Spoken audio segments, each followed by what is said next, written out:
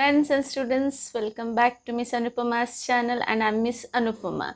My dear friends and students, today in this session we are going to learn English Bal Bharati Standard 5th, and poem number 1 we are going to learn What a Bird Thought. There is a complete meaning is there in the title only. The name of the title only suggests everything. Okay, सो दोस्तों आज के इस video में हम standard 5th का poem learn करने वाले हैं, सीखने वाले हैं। तो जो भी मेरे वीडियो पर चैनल पर नया है, जिन्होंने भी मेरे चैनल को सब्सक्राइब नहीं किया है, प्लीज़ मेरे चैनल को सब्सक्राइब कीजिए और ये वीडियो अंत तक देखिए। तो चलिए हम लोग आज का सेशन स्टार्ट करते हैं। Let's get going. So my dear friends and students, this poem is very interesting, very simple, and it gives the reality, okay, the fact it's going to give us.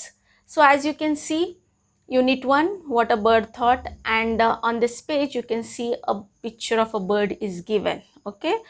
और दोस्तों ये poem 4 stanzas में है, 4 stanzas से ये poem बनाया गया है। और इस पोएम का जो राइटर है या जो पोएट है या पोएटिस्ट है वो अननोन है, ओके, हमें उनका नाम पता नहीं है।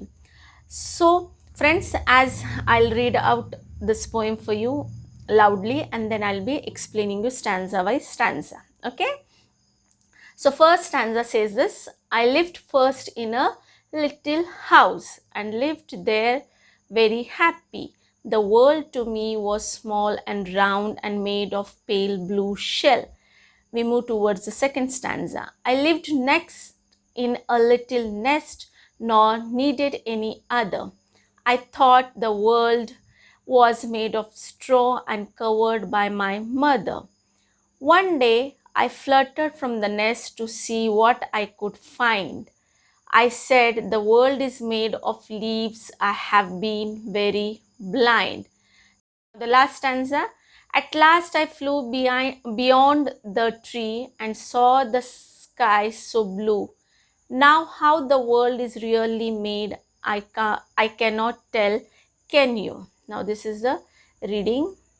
Now I'll be explaining you this poem stanza by stanza. Now what a bird thought. Okay दोस्तों, what a bird thought. Bird मतलब आप सभी को पता है पक्षी होता है, पंछी होता है, चिड़िया होती है, ओके। यहाँ पर पिक्चर भी दिया गया है एज यू कैन सी।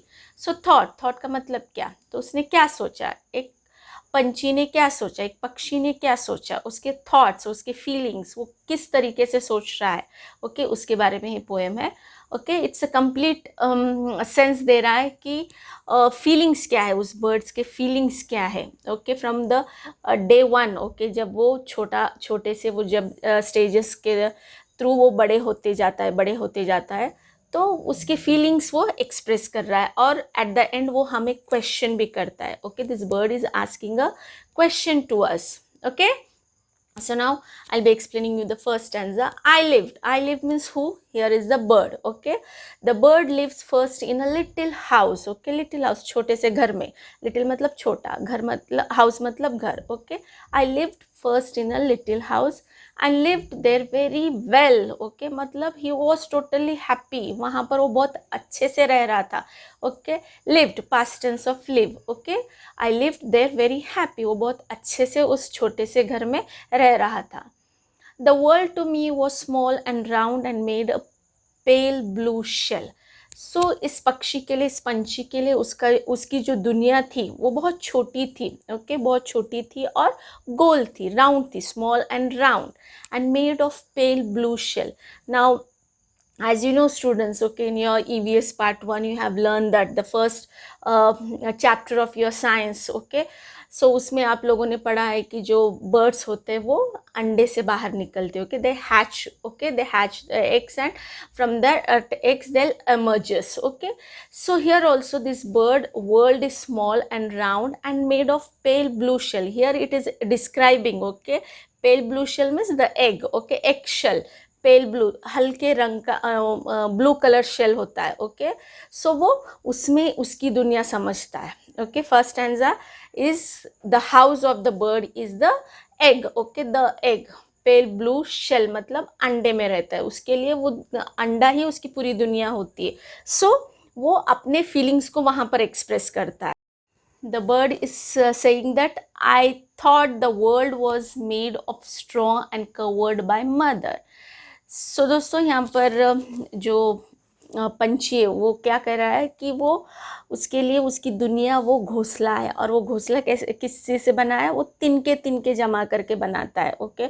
और इतना परफेक्टली और इतना अच्छे से बनाता है ना, जैसे कि कोई कहीं पर ट्रेनिंग ली हुई, इतना परफेक्टली और इतना अच्छे से वो पंछी अपने घोंसले बनाते हैं, isn't it.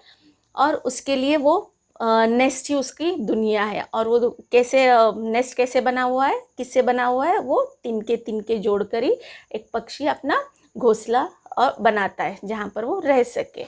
And covered by mother, okay. और जो छोटा जो पक्षी होता है उसको कौन केयर करता है, उसकी मदर, ओके। जो बड़ा पक्षी होता है, पंछी होता है, वो उसको कवर करता है। सो उसके लिए उसकी दुनिया सिर्फ नेस्ट है और उसके माँ उसको कवर करती है, मतलब प्रोटेक्ट करती है। सो यहाँ पर फर्स्ट स्टैंजा में उस पक्षी के लिए दुनिया क्या है, वो अंडा है, okay. That blue shell, okay, that blue pale blue shell. और सेकेंड इसमें क्या है, नेस्ट है, उसका घोंसला, वो घोंसला ही उसके लिए वो दुनिया होती है। तो दोस्तों यहाँ पर देखिए फर्स्ट स्टैंजा में हमने आप देख सक रहे हो, ओके, राइमिंग वर्ड्स है यहाँ पर, okay. Well and shell are the rhyming pairs, okay, well and shell. And in the second stanza, other and mother is the rhyming pair, okay. Now we'll move towards the third stanza. One day I fluttered from the nest to see what I could find. I said the world is made of leaves and have been very blind. So one day what happened, okay, one day I fluttered, means the bird fluttered from the nest. वो अपने nest मतलब वो घोंसले से वो फड़फड़ाने लगता है. Fluttered means it flies, okay, it wants to fly, so it fluttered its wings, okay, to just come out of the nest and fly in the open sky, okay. So one day I fluttered from the nest. वो अपने पंखों को फड़फड़ाकर वो उड़ने की तैयारी करता है. To see what I could find, okay, देखना चाहता है वो कि दुनिया क्या है, ओके, नेस्ट के बाहर दुनिया कैसी है, क्या है, ओके, वो देखना चाहता है. Then I said the world is made of leaves. फिर उसको पता चला, ओके, जब वो पंखों को अच्छे से फड़फड़ा कर वो जब स्काई में उड़ने लगता है तब उसको पता चलता है कि the world is made of leaves, okay. जो दुनिया है उसकी दुनिया, ओके, वो पंछी की, वो पक्षी की दुनिया, बर्ड की दुनिया क्या है. फर्स्ट तो एग हो गया, सेकेंड वाला नेस्ट हो गया, थर्ड वाला है लीव्स. लीव्स मतलब पत्ते, ओके. कहाँ पर होते हैं, पेड़ों पर पत्ते होते हैं. सो उसको ऐसा लगा कि ये दुनिया उसके लिए किससे बनी है, पत्तों से बनी है.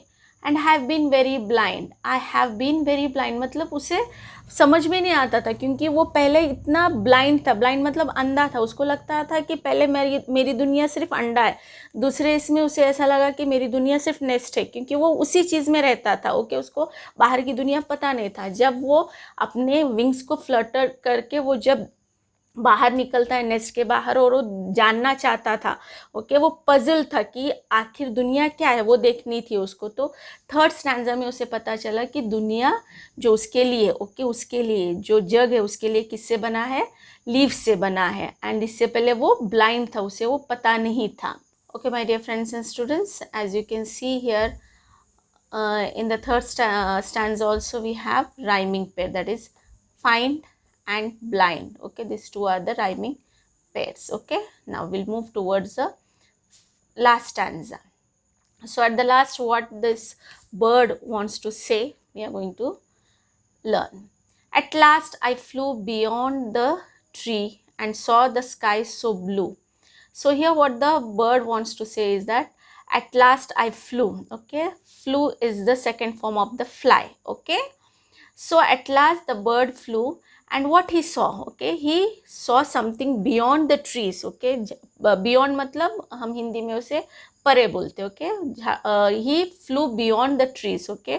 झाड़ों से वो बहुत ऊंचा उड़ा, okay, beyond the trees and saw the sky so blue. उसके लिए जो स्काई है वो ब्लू थी, ओके. I saw, सी का भी सेकेंड फॉर्म होता है saw, Okay, here in the poem also I am just giving you some tips of English grammar. Okay, और आप लोगों को अच्छी इंग्लिश आनी चाहिए तो आपको बहुत ज़्यादा इंग्लिश वर्ब्स का नॉलेज होना बहुत ज़रूरी, because verbs place a very important role in learning English. Okay, so see का सेकेंड फॉर्म होता है saw. So here what he is saying that I saw the blue so sky. उसके लिए पहले स्टैंजा में सिर्फ एग उसकी दुनिया थी, सेकेंड स्टैंजा में उसके लिए सिर्फ नेस्ट उसकी दुनिया थी, थर्ड स्टैंजा में उसने बोला है कि लीफ बर्ड ने बोला है कि उसकी दुनिया सिर्फ लीफ से. ओके, उसको पता चला है कि सिर्फ लीफ से उसकी दुनिया बनी है. But when he flu beyond the trees, उसे एक चीज़ का पता चला है, और वो क्या है कि the sky is so blue and now the world is really made. Now how the world is really made. Now he is asking a question to us. Okay, now he is in a puzzled. Okay, he is asking a question to us. Now how the world is really made. दुनिया अभी कैसे बनी है, I don't know. Okay, I cannot tell. Can you? He is asking a question.